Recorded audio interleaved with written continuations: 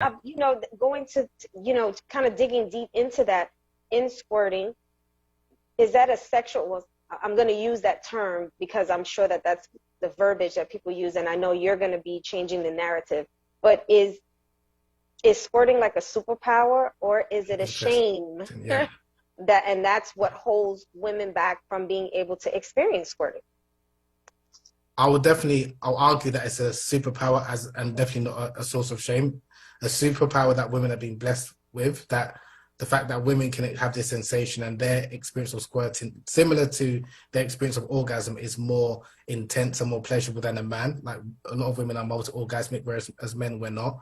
And even there's a tradition that's attributed to the Prophet sallallahu alaihi wasallam, where he mentioned that women have been given 99 parts of sexual pleasure, where men have only been given one. Allah's given women a greater amount of like modesty, and that's why women don't like behave the way that a lot of men do in terms of when we're easily aroused. So the secret of women's sexuality has been known for centuries, and ancients have known that. Now, what has unfortunately happened in history is because some men have been afraid of that, they've tried to restrict it, whether that's by way of FGM or female genital cutting, ensuring that women are not away in public sphere because of the fitna of women. But a lot of men are aware that women's sexual superpower is greater than men's. So it's just something I wanted to add. You mentioned even for people that who are virgins, who have not experienced, and actually it's important that we define what we mean by, I define what I mean by virginity. I'm referring to someone who hasn't experienced sexual intercourse. And the reason why I say that is because in some cultures, people have a misunderstanding of virginity where they think that it refers to a woman that has an intact hymen. So if she's had sexual play or sexual intercourse, but her hymen isn't broken or she hasn't bled, that some cultures still believe that she's a virgin, and that's not what I'm referring to. I'm referring to someone who hasn't engaged in sexual intercourse. Now, even if someone hasn't engaged in sexual intercourse or any other sexual activity, a lot of people can still experience or have experienced sexual pleasure. And what I mean by is by way of wet dreams. So and that's obviously an involuntary experience. So when someone is having a wet dream, whether it's a man or a woman, and it's not only young people that experience that, they are still experiencing a sexual experience, a sexual climax or ejaculate. And that's something that even during the time of the Prophet, peace be upon him, where Sulaim asked the Prophet, peace be upon him, about female ejaculate that she experienced in a wet dream. So again, even as Muslims, and that's why, again, I prefer to talk about pleasure as opposed to sex, because a lot of people have sex, but not a lot of people have pleasurable sex. Right?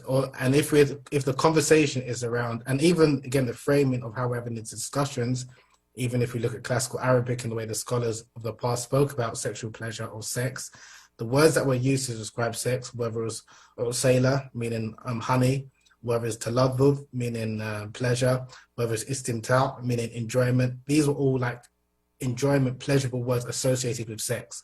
Whereas in English language, it's just very cut and dry, yeah, and it's just like something that's been done to someone.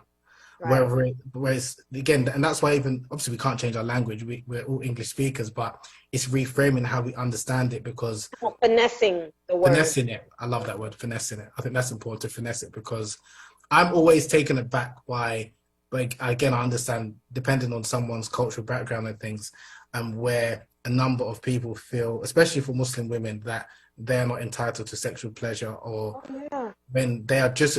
But again, our tradition speaks about that very clearly, but maybe you could say the gatekeepers or people who are given that information are only telling women the parts of where they need to fulfill their husband's pleasure, and they're not telling the women about the stories. Or the men.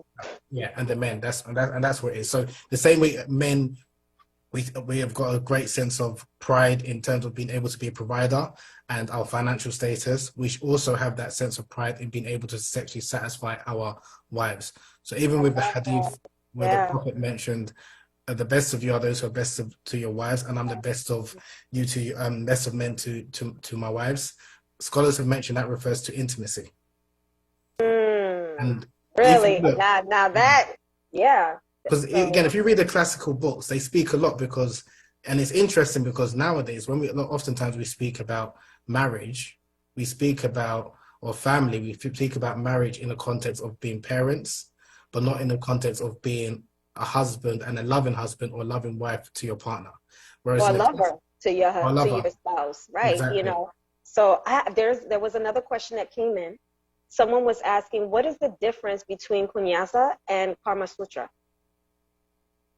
Or is there a difference?